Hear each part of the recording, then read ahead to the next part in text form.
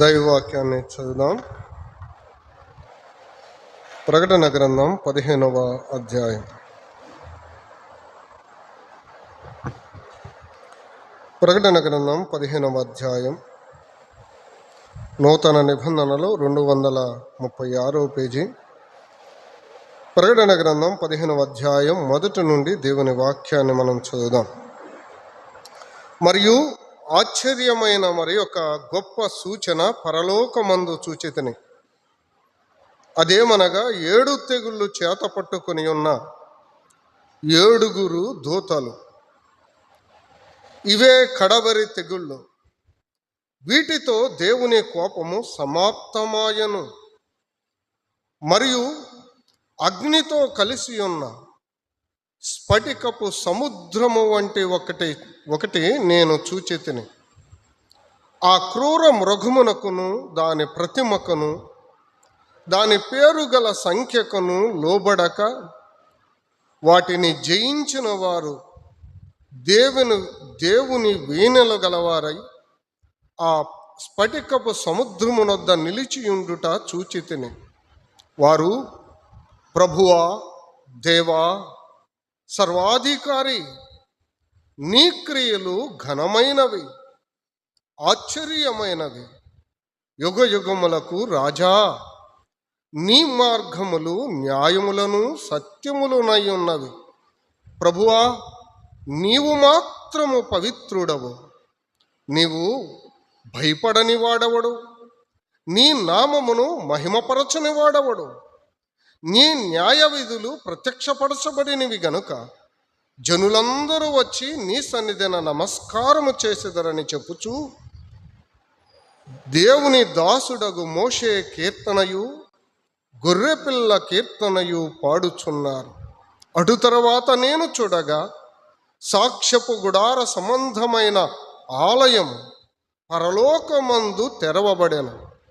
7 తెగుళ్ళు చేతపట్టుకొని ఉన్న ఆ 7 దూతలు నిర్మలమును ప్రకాశమునైన రాతిని ధరించుకొని ఆ ఆలయములో వెలుపలికి ధరించుకొని రొమ్ము మీద బంగారు దట్టి కట్టుకున్న వారై ఆ ఆలయములో నుండి వెలుపలికి వచ్చారు. అప్పుడు ఆ 4 జీవులలో ఒక జీవి యుగయుగములు జీవించు దేవుని కోపముతో నిండి ఉన్న 7 బంగారు పాత్రలను ఆ 7 దూతలకి ఇచ్చాను. అంతటా దేవుని మహిమ నుండి ఆయన శక్తి నుండి వచ్చిన పొగతో ఆలయము నింపబడినందున ఆ 7 దూతల యొద్ద ఉన్న 7 తెగుళ్ళు సమాప్తియగు వరకు ఆలయమందు ఎవడును ప్రవేశింపజాలకపోయెను. ప్రార్థన చేద్దాం. పరిశుద్ధుడా, ప్రియ పరలోకపు మా తండ్రి, మీ దివ్య నామానికి స్తుతులు స్తోత్రములు చెల్లిస్తున్నాం. కడవరి దినములలో మహామహిమ కలిగిన మిమ్మును ఆత్మతో సత్యముతో ఆరాధించుటకు మీరు మాకు అనుగ్రహించిన శ్రేష్టమైన తరుణానికై మిమ్మల్ని స్తుతిస్తూ ఉన్నాం. మరొకసారి మీ పాదపీఠము దగ్గర కూడి ఉన్నాం. దివ్యమైన మీ లేఖన భాగములలో దయగల మీ మాట కొరకై ఆసక్తి ఎదురు చూస్తున్నాం.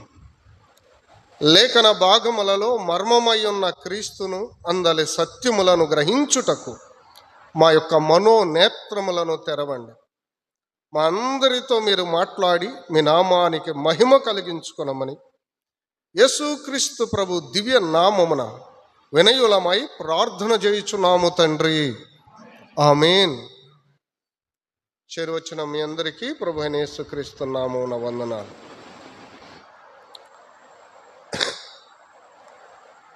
ప్రకటన గ్రంథం 15వ అధ్యాయం 16వ అధ్యాయములో చివరి 7 తెగుళ్ళు కలగబోవు 7 తెగుళ్ళు. 7 దూతలు వారి చేతిలో ఉన్న పాత్రలు, ఆ పాత్రలో నింపబడిన చివరి 7 తెగుళ్ళు. 7 ఏండ్ల శ్రమల కాలం, మహాశ్రమల కాలం 3.5 సంవత్సరాలు. మొదట 3.5 సంవత్సరాల శ్రమలు, చివరి 3.5 సంవత్సరాల మహాశ్రమలు. ఆ మహాశ్రమల కాలములో చిట్ట చివరిలో కలగబోవు 7 తెగుళ్ళు. ఇక్కడ ఏమని రాయబడిందంటే సమాప్తమాయను, అంటే ముగింపు, యుగ సమాప్తి, చిట్ట చివరి తెగుళ్ళు. దైవోగ్రతను గూర్చిన సంగతులు 15-16 అధ్యాయాలలో రాయబడ్డాయి. వీళ్ళరా 19వ అధ్యాయము ముగింపు. ఆ తర్వాత 2వ రాకడను మనం చూస్తాం. దేవదేవుడు 2వ రాకడలో ఆయన మహామహిమతో ధవల సింహాసనాసీనుడుగా సర్వలోకాన్ని ఏలడానికి ఆయన దిగిరాబోతున్నాడు. దానికి ముందు సంభవించబోయే చిట్ట చివరి తెగుళ్ళు ఎంత భయంకరమైనవో ఆ చిట్ట చివరి తెగుళ్ళను గూర్చిన వర్ణన 15-16 అధ్యాయాలలో మనం చూడగలం. ప్రియులారా, 6వ అధ్యాయములో 7 ముద్రలు కలిగిన పుస్తకం. జాగ్రత్తగా వినండి. 7 ముద్రలు కలిగిన పుస్తకం. ఒక్కొక్క ముద్ర విప్పుతూ ఉన్నారు. 7వ ముద్ర విప్పటానికి ముందు 7 బూరలు ఊదారు. 7 బూరలు ఊదుతూ ఉండగా 6 బూరలు ముగిసిని. 7వ బూర ఊదుతుండగా 7 దూతలు, ఆ దూతల చేతిలో పాత్రలు, ఆ పాత్రలో దైవోగ్రతతో నింపబడి ఉన్నాయి.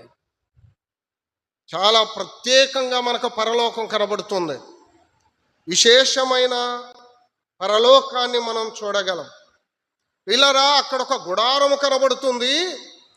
ఆ గుడారము నిండా పొగ నింపబడింది. మోషే దినాలలో ప్రత్యక్షపు గుడారం మనం చూస్తాం. మోషే దినాలలో ప్రత్యక్షపు గుడారం దేవుని మహిమతో నింపబడింది. ఇప్పుడు చూస్తుంటే పరలోకములో ప్రత్యక్షపు గుడారం, ఆ గుడారం పొగతో నింపబడింది. ఏంటయ్యా ఈ పొగ అంటే దైవోగ్రత, దేవుని కోపం, దేవుని యొక్క తీక్షణమైన ఉగ్రత కనబడుతోంది. ఎందుకయ్యా ఈ ఉగ్రత అంటే దేవుని నీతిని, దేవుని న్యాయాన్ని, దేవుని పరిశుద్ధతను మీరి మానవుడు పాపము చేశాడు. ఆ పాపముపై అంతిమ తీర్పు. ఆయన కనికరం గలవాడన్నావే, ఆయన ప్రేమ గలవాడన్నావే. ఆయన ప్రేమ, ఆయన సహనం, ఆయన ఓర్పు నశించింది. ఇక చిట్ట చివరి తీర్పు అది జరుగుతుంది. అందుకనే మందిరమంతా, దేవాలయమంతా, గుడారమంతా పొగతో నింపబడిందట. ఎవరు వెళ్ళలేకుండా పొగతో నింపబడింది, ఉగ్రతతో నింపబడింది. ఆ అధ్యాయాన్ని మనం అర్థం చేసుకోవడానికి ప్రయత్నం చేద్దాం. రండి, 15వ అధ్యాయం 1వ వచనాన్ని చదువుదాం. 1వ వచనం. మరియు ఆశ్చర్యమైన మరి ఒక గొప్ప సూచన పరలోకమందు చూసి తిని. ఈ మాట విన్నారా? మరి ఒక గొప్ప సూచన అంటే ఇంతకు ముందు కూడా చెప్పండి, ఒక సూచన ఇంతకు ముందు కూడా సూచన దొరికిందా లేదా? మరి ఒక సూచన, అనదర్ సైన్, అంటే ఇంతకు ముందు కూడా సూచన దొరికింది. 12వ అధ్యాయం 1వ వచనం. ఒక పేజీ అలా తిప్పండి ముందుకి. 12వ అధ్యాయం 1వ వచనం.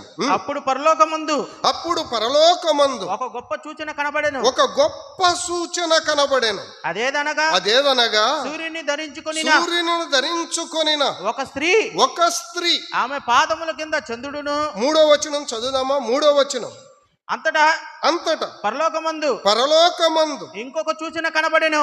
12:1 గొప్ప సూచన కనబడెను. 12:3 ఇంకొక సూచన కనబడెను. 15లో మరి ఒక సూచన కనబడెను. ఎన్ని సూచనలు? 3. ఎన్ని సూచనలండి? 3 సూచనలు. 12:1 మొదటి సూచన, 12:3 రెండవ సూచన, 15:1 3వ సూచన. మొత్తం 3 సూచనలు కనబడ్డాయి. సైన్స్ యుగ సమాప్తిలో, శ్రమల కాలం యొక్క ముగింపులో కనబడే 3 సూచనలు, పరలోకములో కనబడుతున్న సూచనలు. ఏంటా సూచన? మొదటి సూచన, సూర్యుని ధరించుకొనిన స్త్రీ. ఇశ్రాయేలు జనాంగం, ఇశ్రాయేలు జనాంగం మనం ధ్యానం చేశాం. అది మొదటి సూచన. రెండవ సూచన ఏమనగా, ఎర్రని మహాగడ సర్పం, సాతాను పరలోకములో ఎర్రని మహాగడ సర్పం పరలోకము నుండి పడద్రోయబడెను అని 12వ అధ్యాయములో ఉంది. ఇది రెండవ సూచన, ఎర్రని మహాగడ సర్పం సాతాను. ఇది రెండవ సూచన. మూడవ సూచన ఇప్పుడు మనం చదువుతున్న అధ్యాయం 15వ అధ్యాయం మొదటి వచనం చదువుదామా? 15వ అధ్యాయం మొదటి వచనం. మరియు ఆశ్చర్యమైన మరి ఒక గొప్ప సూచన, ఆశ్చర్యమైన మరి ఒక గొప్ప సూచన పరలోకమందు చూసి తిని. అదేమనగా 7 తెగుళ్ళు చేత పట్టుకొని ఉన్న 7 దూతలు. ఇవే కడవరి తెగుళ్ళు. 7 దూతలు.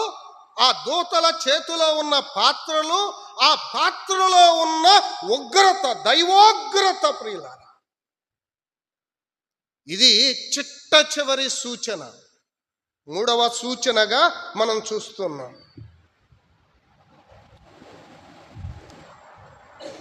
ఆశ్చర్యకరమైన గొప్ప సూచన అన్నాడు. ఆశ్చర్యకరమైన గొప్ప సూచన. గొప్ప ప్లస్ ఆశ్చర్యకరమైన సూచన. ఈ 2 పదాలు కలిసి రావడం నూతన నిబంధనలో ఫస్ట్ టైం. నూతన నిబంధనలలో మరి ఎక్కడ ఈ 2 పదాలను దేవుడు ఉపయోగించాల. The great and amaze sign. ఆశ్చర్యమైన గొప్ప సూచన పరలోకమందు కనబడుతుంది. ఇక్కడే 12:3లో కూడా మనం చూడగలం అవే పదాలు. ఈ 2 చాట్ల తప్ప నూతన నిబంధనలో మరి ఎక్కడ ఈ 2 పదాలు మనకు కనబడవు. ఆశ్చర్యమైన గొప్ప సూచన కనబడుతుంది. ఏంటా సూచన? చిట్ట చివరి తెగుళ్ళు, దైవోగ్రత. ప్రియ సోదరుడా, అమ్మా వినండి, దేవుని ఉగ్రతను తాళగలిగిన వాడెవడు? దేవుని కోపానికి ఎదురు నిలవగలిగిన వాడెవడు? కొండల, మానవుల, జంతువుల, పశువుల సకల సృష్టి ఏది దేవుని ఎదుట నిలువగలదు?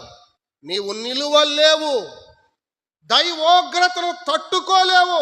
ప్రభుని నమ్ము. ఉగ్రతను తప్పించుకో.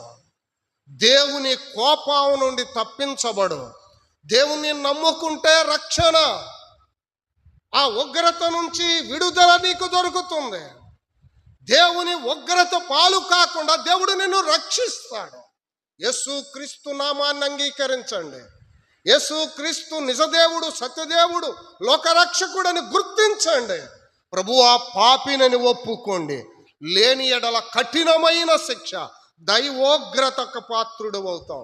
ఎవరయ్యా దీని గుండా వెళ్ళేది అంటే నమ్మని వారు, యేసుక్రీస్తు నామాన్ని అంగీకరించని వారు, విగ్రహారాధికులు, అబద్ధికులు, మోసగాళ్ళు, మాంత్రికులు, వీరంతా కూడా దైవోగ్రతకు పాత్రులు. ఏ గుంపులో ఉన్నావు? ప్రభు నీతోనే మాట్లాడుతున్నాడు. వాయిదా వేయవద్దు. ఆయన రాకడ చాలా సమీపంగా ఉంది. ఆయన రాబోతున్నాడు. ఉగ్రతకు అప్పగించబడాలా, రక్షణ పొందాలా, నీ చేతిలోనే ఉంది. ప్రభువుని అంగీకరించండి, ఆయన బిడ్డలుగా చేయబడండి. ఆ పాత్రలో దైవోగ్రత కనబడుతుంది. చదువుదామా? ఒక వచనాన్ని చదివి ధ్యానం చేయడానికి ప్రయత్నం చేద్దాం. 7వ వచనం. అప్పుడు ఆ 4 జీవుల్లో ఒక జీవి యుగయుగములు జీవించు దేవుని కోపముతో నిండి ఉన్న 7 బంగారు పాత్రలను ఆ 7 దూతలకు ఇచ్చెను.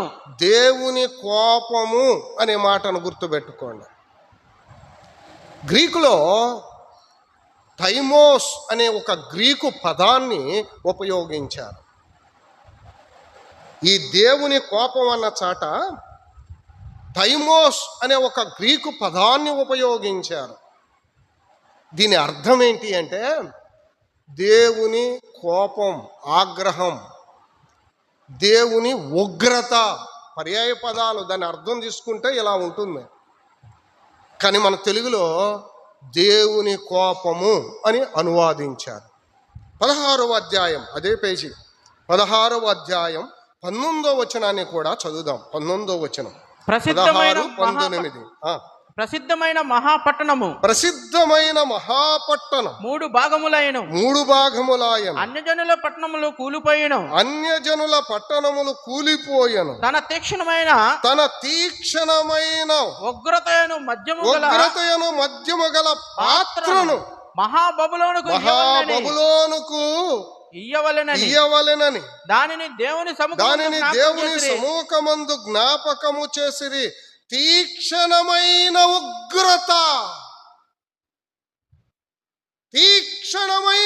ఉగ్రత. కోపము అన్నదానికి, తీక్షణమైన ఉగ్రత అన్నదానికి తేడా లేదా? కోపం అనేది ద ప్రిలిమినరీ ఎక్స్ప్రెషన్. అంటే బేసిక్గా పిల్లాన్ని మనం ఏమన్నా అనాలనుకోండి,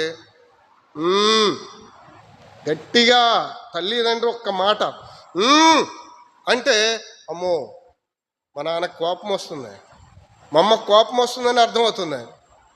అదే ఇంకా భయంకరమైన కోపం వస్తే దండిస్తారు, అప్పుడు అర్థమవుతుంది ఇంకా కోపం ఎక్కువయింది అని.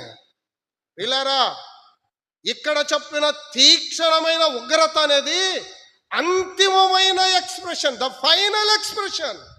అంటే ఇక చిట్ట చివరి కోపం, ఉగ్రత, దైవుని యొక్క ఉగ్రత యొక్క తీవ్రతను చూపిస్తుంది. దైవోగ్రత యొక్క తీవ్రతను చూపిస్తుంది. అంత సులువుగా తీసుకోబాకండి. అక్కడ థైమోస్ అన్న గ్రీకు పదాన్ని ఉపయోగిస్తే ఇక్కడ ఓర్గే అనే గ్రీకు పదాన్ని ఉపయోగించారు. రెండు దేవుని కోపాన్నే చూపించినా అది ప్రాథమికమైనది, ఇది ఫైనల్, అంతిమమైనది. దేవుని ఉగ్రత యొక్క చిట్ట చివరి ఉగ్రతను మనం చూస్తున్నాం, తీవ్రమైన ఉగ్రతను మనం చూస్తున్నాం. అయ్యా, ఎందుకు ఇంతగా వివరిస్తున్నామంటే, దేవుడు నేడు నిన్ను ప్రేమించి నీతో మాట్లాడుతున్నాడు. దైవోగ్రతను తాళలేవు, దేవునికి ఎదురు నిలువలేవు, ములుకోలుకు ఎదురు తన్నుట నీకు కష్టం. పౌలా ప్రభువా నీవెవడవో అన్నాడండి. చూపు లేదు, కళ్ళు లేవు, ఆ స్వరం విని అంటున్నాడు, ప్రభువా నీవెవడవు, ములుకోలుకు ఎదురుతున్నడ నీకు కష్టం, దేవునికి ఎదురు నిలుచుట నీకు కష్టం. ఎంతకాలం దేవునికి ఎదురుగా నిలుస్తావు? నీ వీపు చూపించి, దేవుని వైపు వీపు చూపించి తిరిగి వెళ్ళిపోతావు. ఎన్ని వర్తమానాలు విన్నావు, ఎన్ని కూడికలకు వచ్చావు, ఎంతసేపు దేవుని స్వార్థ నీకు వినబడుతున్నా ఎంతకాలం తోసివేస్తావు? ప్రభు నీతోనే మాట్లాడుతున్నాడు. ప్రభు ఆ పాపినని ఒప్పుకోవా? దేవుని వైపు తిరగవా? ఆయన పాదాల మీద పడవా? ఎలా దొరుకుతుంది దీవెన? ఎలా దొరుకుతుంది ఆశీర్వాదం? ఈ లోకంలో ఎలా జీవించగలుగుతావు? ఎలా ముందుకు వెళ్ళగలుగుతావు? ఒంటరిగా నీ ప్రయాణం ఎలా సాగుతుంది? ఆలోచన చెయ్యి. దేవుడు నీ తోడుగా ఉంటే నీకు ఎంత మేలు.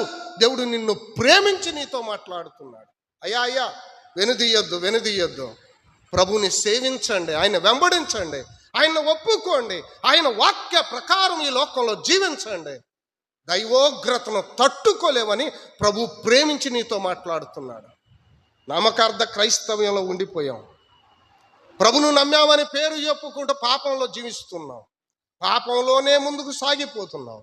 నీకు తెలుసు నువ్వు నమ్మావో లేదో, నీకు తెలుసు నువ్వు దేవుని కొరకు జీవిస్తున్నావో లేదో. ఈ మధ్యాహ్న కాల సమయం, ఈ ఉదయకాలం, ప్రభువా నా బలహీనతల విషయమని ఎదుట ఒప్పుకుంటున్నానయ్యా.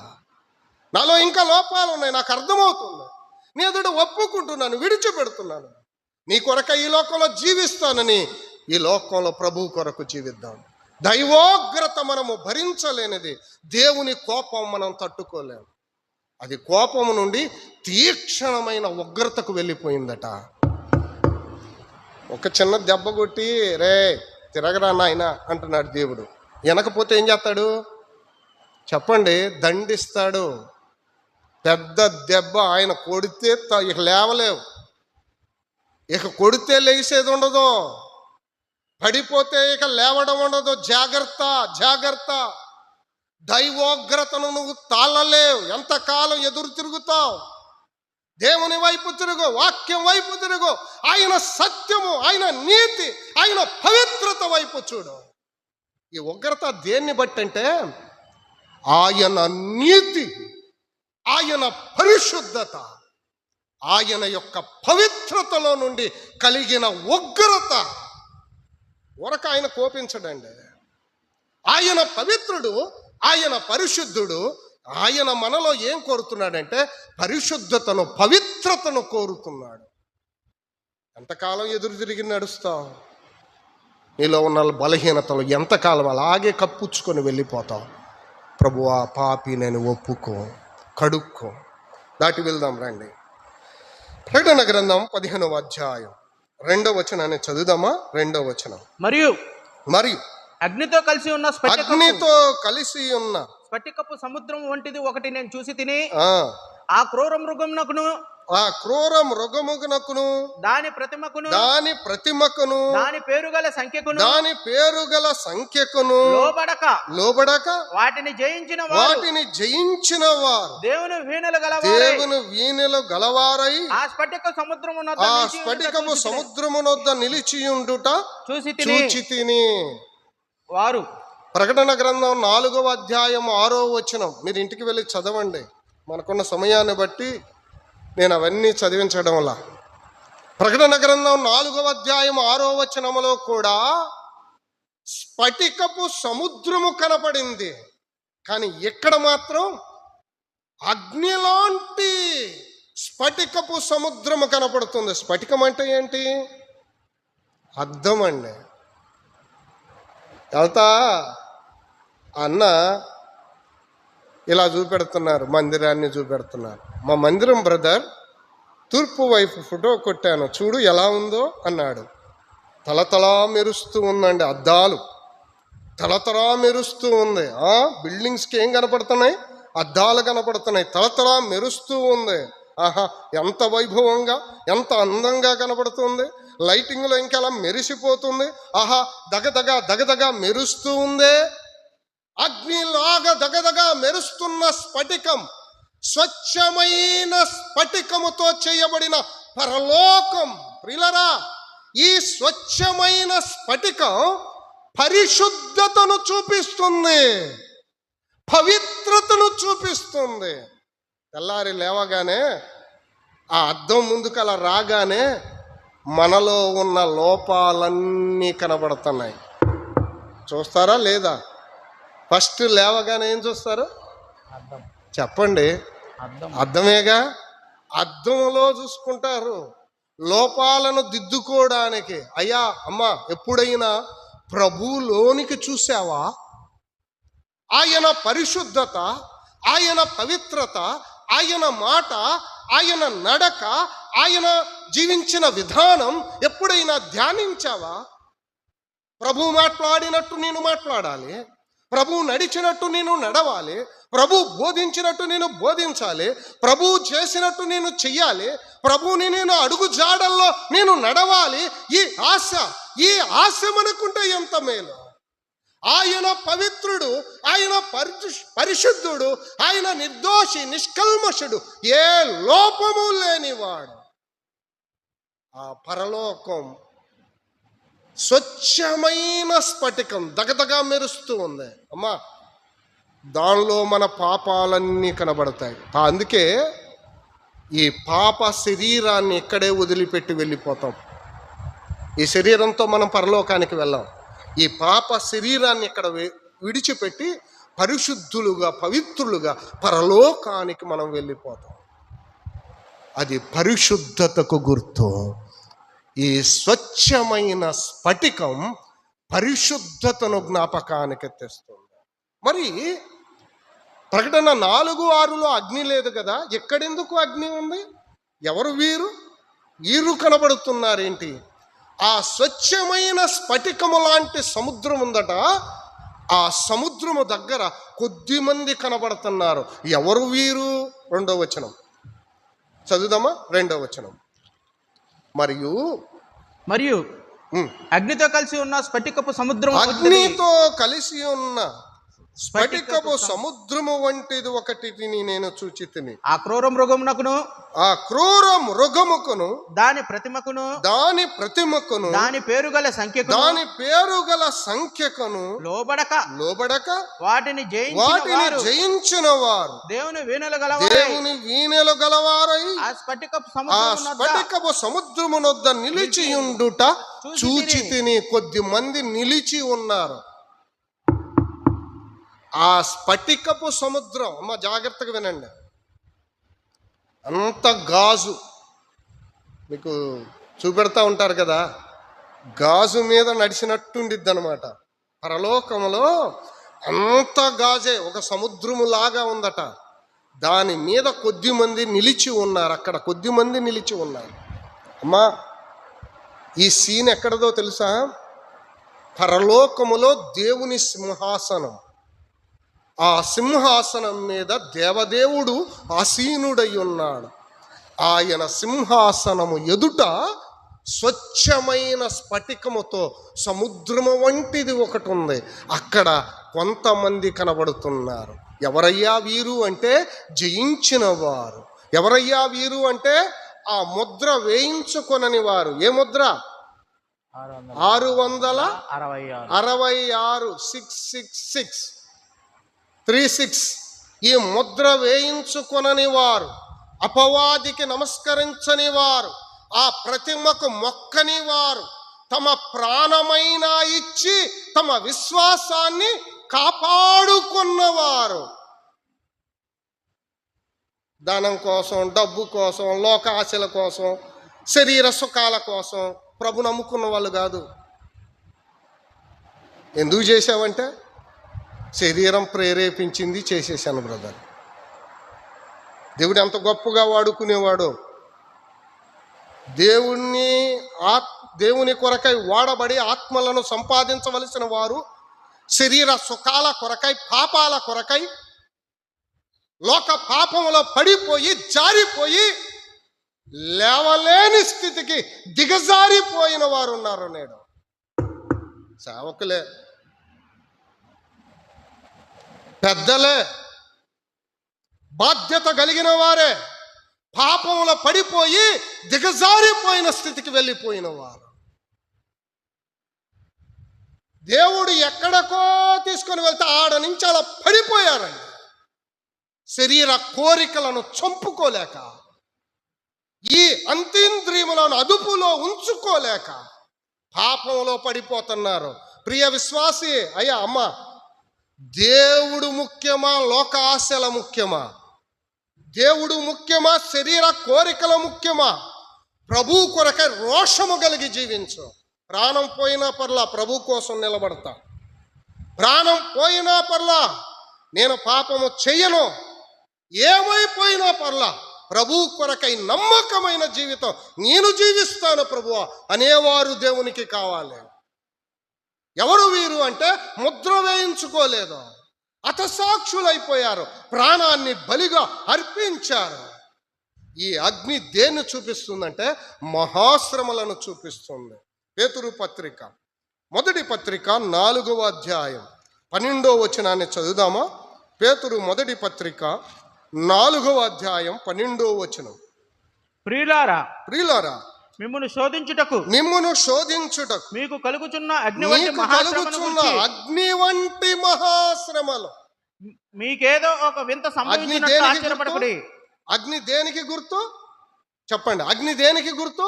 మహాశ్రమలకు గుర్తు. అగ్ని వంటి శ్రమలు కలుగుతాయి, శోధనలు కలుగుతాయి. పడిపోతారా? పడిపోయి మేము పరిశుద్ధులమని వేషాలేసుకొని తిరుగుతారా? శోధనలలో, శ్రమలలో ప్రభు కొరకు నిలబడేవారు, జయ జీవితం కలిగిన వారు, జయించేవారు ప్రభువుకి కావాలి. ఎవరయ్యా వీరు అంటే దేవుడు అంటున్నారు, వీరు ముద్ర వేయించుకోలేదు, ఆ ప్రతిమకు నమస్కారము చేయలేదు, ఆ ముద్ర కొరకై ప్రాణము పెట్టారు, నా కొరకు ప్రాణము పెట్టారు, జయించారు అంటున్నాడు. ఎంత గొప్ప మాట చూడండి. ప్రకటన గ్రంథం 20వ అధ్యాయం, ప్రకటన గ్రంథం 20వ అధ్యాయం, నాతో కలిసి రండి. 4వ వచనాన్ని చదువుదాం. 4వ వచనం. అంతటా సింహాసనములను చూసి తిని, సింహాసనమును చూచి తిని, వాటి మీద ఆసీనులై ఉండు వారికి, వాటి మీద ఆసీనులై ఉండు వారికి విమర్శ చేయుటకు అధికారం ఇయ్యబడెను. మరియు క్రూర మృగమునకైనను దాని ప్రతిమకైనను నమస్కారము చేయక తమ నొసల యందు గాని చేతుల యందు గాని దాని ముద్ర వేయించుకొనని వారిని యేసు విషయమై తామిచ్చిన సాక్ష్యము నిమిత్తం దేవుని వాక్యము నిమిత్తం శిరచ్ఛేదనము చేయబడిన వారి ఆత్మలను చూచి తిని. ఎక్కడ చనిపోయారో వారి ఆత్మ పరలోకానికి వెళ్ళింది, ప్రభు దగ్గర కనబడుతుంది. అమ్మా, ప్రాణం పోతే ఏమైద్దండి? ప్రాణం పోతే ఏమైంది? ప్రభుని నమ్మిన మనం మరణానికి భయపడవలసిన అవసరం లేదు. చంపుతామన్నా నేను ప్రభుని విడిచిపెట్టను. పటమాడ పెట్టి అన్నారట, ఉమ్మెయ్యండి దాటి వెళ్ళండి, ఉమ్మెయ్యండి దాటి వెళ్ళండి అన్నారట. దేవుని బొమ్మ ఆడబెట్టి ఉమ్మెయ్యండి దాటి వెళ్ళండి, ఉమ్మెయ్యండి దాటి వెళ్ళండి అన్నారట. ఆ ద్వారం దగ్గర పెట్టారులేండి. ఒక్కొక్కళ్ళు వస్తున్నారు, ఉమ్మేస్తున్నారు, బ్రతుకు దేవుడా బతికిపోయాను అనుకుంటున్నారు, దాటి వెళ్ళిపోతున్నారు. ఆ సైనికులు గన్నలు ఇలా పట్టుకొని నుంచొని ఉన్నారు. చిన్న పాప వచ్చింది, ఆ ఉమ్మంతా అలా తన సొక్కాతో తుడిచింది, ఆ గన్న అలా పేరింది, అక్కడే పడి ఆ అమ్మాయి చనిపోయింది. ఎక్కడికి వెళ్ళింది చెప్పండి? ఎక్కడికి వెళ్ళింది? పరలోకానికి వెళ్ళింది. ఈ ఉమ్ము తుడిచిన వాళ్ళంతా ఎక్కడ పోయారు? ఉమ్మేసి వెళ్ళిపోయారా? వీళ్ళంతా ఎక్కడికి వెళ్ళారు? ఉమ్మేసి దాటి బతికిపోయామనుకున్నారు. వీళ్ళు ఎక్కడికి వెళ్తారు? పాతాళానికి, నరకానికి దిగిపోతారు. ఏది కావాలి నీకో? శరీర కోరికలు కావాలా? పాపం కావాలా? అబద్ధాలు కావాలా? మోసాలు కావాలా? వేషధారణ కావాలా? విగ్రహారాధన కావాలా? లోక ఆశలు కావాలా? లోక పాపం కావాలా? పాతాళానికి దిగిపోతావా? ప్రాణం పోయినా పర్లేదు ప్రభువా, ఆకలి దప్పులైనా పర్లా, దూషణలైనా, నిందలైనా, హింసలైనా పర్లా, నీ కోసం నిలబడతాను, విశ్వాసాన్ని కాపాడుకుంటాను. ఎన్ని పాపపు కోరికలు నన్ను ప్రేరేపించినా నేను పాపం చెయ్యను. పవిత్రమైన జీవితం, పరిశుద్ధమైన జీవితం నీ కొరకు జీవిస్తాను ప్రభువా అనేవారు దేవునికి కావాలి. ఈ రోషం, ఈ సవాలుతో కూడిన జీవితం, ఈ జయ జీవితం కలిగిన వారు దేవునికి కావాలి. ప్రియ సోదరుడా, ఏది కావాలి నీకు? పాపం చేస్తావా? లోక కోరికల్లో అలాగే ముందుకు సాగి వెళ్ళిపోతావా? ఆరని అగ్నిగుండానికి దిగిపోతావు. ఎవరు ప్రభువు కొరకై పవిత్రమైన పరిశుద్ధమైన జీవితాన్ని జీవిస్తారో వారు ప్రభువు దగ్గర కనబడుతున్నారు. ఆయన సింహాసనము ఎదుట స్ఫటికము లాంటి సముద్రం, ఆ సముద్రము దగ్గర జయించిన వారు, ప్రభువు కొరకై నమ్మకంగా జీవించిన వారు కనబడుతున్నారు. అమ్మా, ఈ లోకంలో ప్రభు కొరకు జీవించు, నమ్మకంగా ఉండు. నువ్వు ఎక్కడికి వెళ్తావో తెలుసా? ప్రభు యొక్క సింహాసనము ఎదుటకు వెళతావు. ఆయన సింహాసనము దగ్గర, ఆయన ఎదుట నిలిచే గొప్ప భాగ్యం, మోక్ష నగరు, దేవదేవుడు ఉండే ఆ స్వర్గానికి, ఆ మోక్షానికి, ఆ పరలోకానికి చేరే గొప్ప భాగ్యము దేవుడు నీకు ఇస్తాడు. ఇంతకంటే ఏం కావాలండి? లోకంలో ఏమున్నా లేకపోయినా పర్లా, పేరు ప్రతిష్టల, డబ్బా, అందచందాల, ఘనతల, ఇవేమీ మనకు అక్కర్లేదు. కానీ ప్రభు దగ్గర చేరగలిగితే అదే సంతోషం, అదే మహదానందం. ప్రభు మనతో మాట్లాడుతూ ఉండగా ప్రభు కొరకై జై జీవితాన్ని జీవిద్దాం. వారు ప్రభువుని స్తుతిస్తున్నారు, ఆరాధిస్తున్నారు. రండి, ప్రకటన గ్రంథం 14వ అధ్యాయం. ప్రకటన గ్రంథం 14వ అధ్యాయం 3-4 వచనాలు చదువుదామా? 3-4 వచనాలు. వారు సింహాసనం ఎదుటను ఆ 4 జీవుల ఎదుటను ఆ 4 జీవుల ఎదుటను పెద్దల ఎదుటను ఒక కొత్త కీర్తన పాడుచున్నారు. ఒక కొత్త కీర్తన పాడుచున్నారు. భూలోకము నుండి కొనబడిన ఆ 144,000 మంది తప్ప మరి ఎవరినూ కొత్త కీర్తన నేర్చుకున్న జాలరు.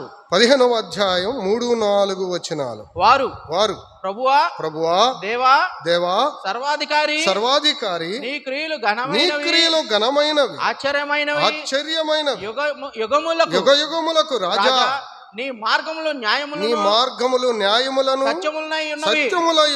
ప్రభువా నీవు మాత్రము పవిత్రుడు. నీకు భయపడని వాడెవడు? నీ నామమును మహిమపరచని వాడెవడు? నీ న్యాయవిధులు ప్రత్యక్షపరచబడినవి గనుక జనులందరూ వచ్చి నీ సన్నిధిన నమస్కారము చేసేదరని చెప్పుచు దేవుని దాసుడగు మోషే కీర్తనయు గొర్రెపిల్ల కీర్తనయు పాడుచున్నారు. That is the worship.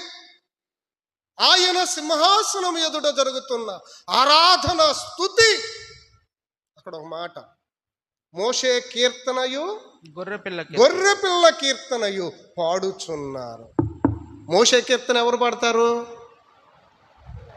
ఇశ్రాయేలీలు పాడతారు. గొర్రెపిల్ల కీర్తన ఎవరు పాడతారు? అన్యులు. లోకంలో 2 వర్గాలండి. మన ఆంధ్రాలో చాలా వర్గాలు ఉంటాయిలే. లోకంలో 2 వర్గాలు, దేవుని దృష్టిలో 2 జనాంగాలు. ఒకటి ఇశ్రాయేలీలు, 2 అన్యులు, అంతే, ఇంకేమి లేవు. ఈ ఇశ్రాయేలీలు మోషే కీర్తన పాడారు, అన్యులేమో గొర్రెపిల్ల కీర్తన పాడారు. మోషే కీర్తన మనకు తెలుసు, జయగీతం. నిర్గమాకాండం 15వ అధ్యాయంలో రాయబడిన కీర్తన మోషే కీర్తన అండి. ఎర్ర సముద్రాన్ని దాటినప్పుడు వారు పాడిన జయగీతం, కీర్తన అదేనండి అని చెప్తున్నారు కొంతమంది. 10 మంది అంటున్నారు కాదు.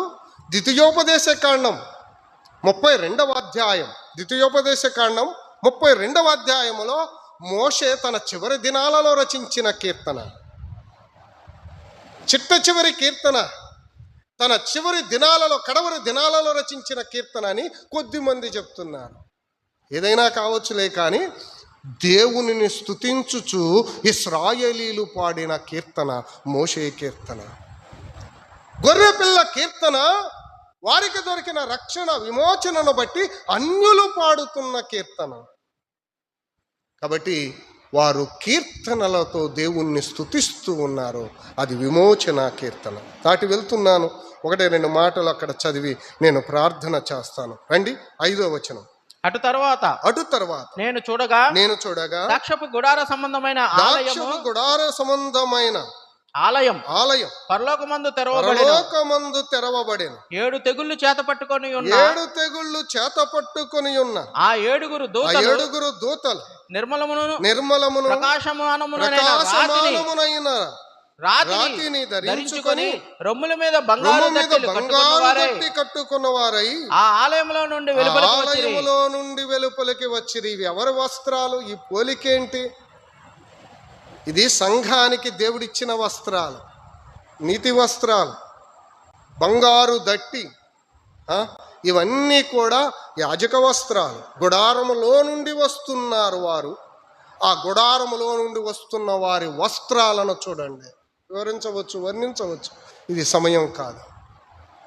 19వ అధ్యాయంలో చెప్పబడినట్లుగా తెల్లని వస్త్రాలు వారు ధరించుకొని ఉన్నారు, బంగారు దట్టి కట్టుకొని ఉన్నారు. వారు గుడారములో నుండి వస్తున్నారు. వారి చేతిలో పాత్రలు ఉన్నాయి, బంగారు పాత్రలు. దానిలో దేవుని ఉగ్రత నింపబడి ఉంది. 7వ వచనములో ఆ మాటలు మనం చూడగలం. అప్పుడు ఆ 4 జీవులలో ఒక జీవి యుగయుగములు జీవించు దేవుని కోపముతో నిండి ఉన్న 7 బంగారు పాత్రలు ఆ 7 దూతలకిచ్చాను. ఇది ఉగ్రత, దేవుని ఉగ్రతను చూపిస్తుంది. అయ్యయ్యో, దేవుని మందిరములో నుండి మహిమ రావాలి, దేవుని మందిరములో నుండి పవిత్రత, పరిశుద్ధత, స్తుతికీర్తన రావాలి. కానీ పొగ, ఉగ్రత ఆ బంగారు పాత్రలలో పొగతో నింపబడిందట. గుడారమంతా పొగతో నింపబడింది. దేవుని ఉగ్రతను చూపిస్తుంది. అమ్మా, ఏమి చేసినా చెల్లిపోయిద్ది అనుకుంటున్నారు చాలామంది. ఎలా ఉన్నా పర్లేదులే అనుకుంటున్నారు. నో, దేవుని ఉగ్రత పాలు కాకండి. దేవునికి వ్యతిరేకంగా నడిచి పాపము చేసి దేవునికి ఆయాసకరమైన కార్యాలు చేసి దైవోగ్రతకు పాత్రులు కాకండి.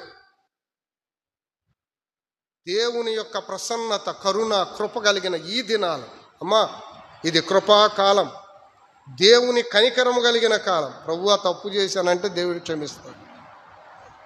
ఎంత సులువో చూడండి, మీరే ఆలోచన చేయండి. ప్రభువా తప్పు జరిగిపోయిందంటే దేవుడు ఏం చేస్తాడు? క్షమిస్తాడు. ఇలాంటి కృపాకాలములో, కనికరం కలిగిన ఈ దినాలలో దైవోగ్రతకు పాత్రులు కాకండి. నెట్టివేయొద్దు, తోసివేయొద్దు. సమయం ఉండగానే దిద్దుకోండి.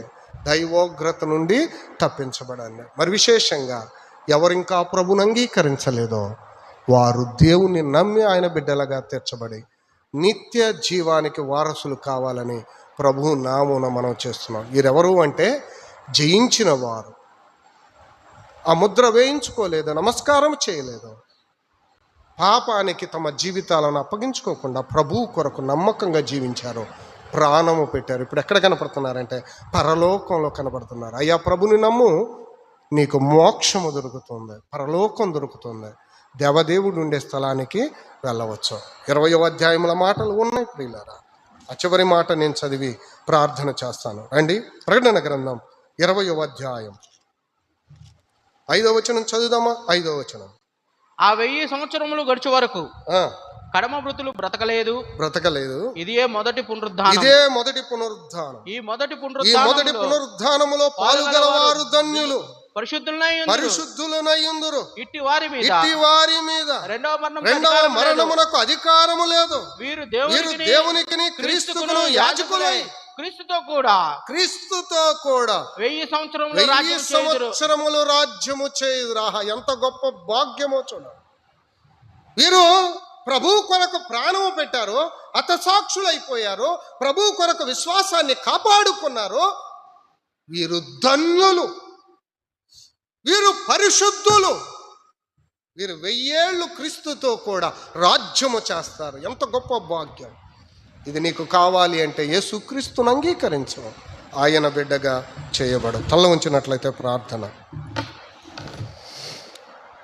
కృపగల మా దేవ, మీ దివ్యనామానికి స్తుతులు, స్తోత్రములు.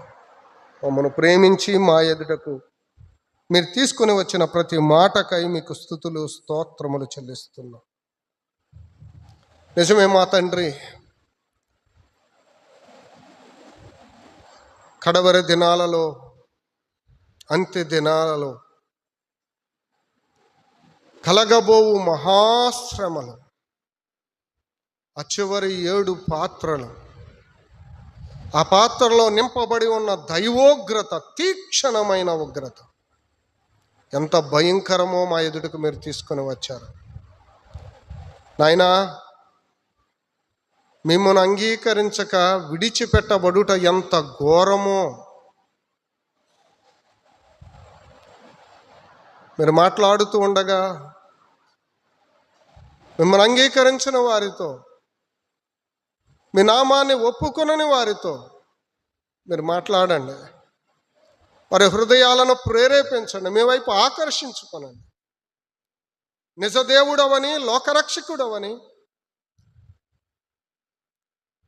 నీవే మార్గము, సత్యమని గుర్తించుటకు సహాయాన్ని దయచేయండి. ప్రతి ఒక్కరు, ఈ కూడికలో చేరవచ్చిన ప్రతి ఒక్కరు మిమ్మల్ని అంగీకరించి మీ బిడ్డలుగా తీర్చబడుటకు సహాయాన్ని దయచేయండి.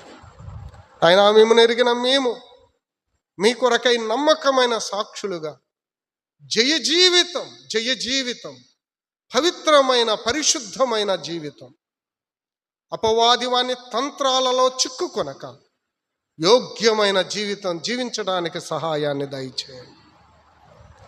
ఆయన నిత్యత్వములో మీతో కూడా సదాకాలం ఉండే భాగ్యాన్ని మీరు మాకు దయచేశారు ప్రభువా. మిమ్మల్ని స్తుతిస్తున్నాం. మీరు ఆకడ కొరక ఎదురు చూస్తున్నాం ప్రభువా. రమ్ము అని పిలుస్తున్నాం. తండ్రి, మీరు రెక్కల కింద మమ్మల్ని భద్రపరచండి. ప్రతి అవసరాన్ని అక్కరను తీర్చండి. మీ దయగల స్థలాలకు అప్పచెప్పుకుంటుండగా మీరు ఆకడ పర్యాంతం మీరు రెక్కల కింద భద్రపరిచి మీరే మహిమ పొందారు.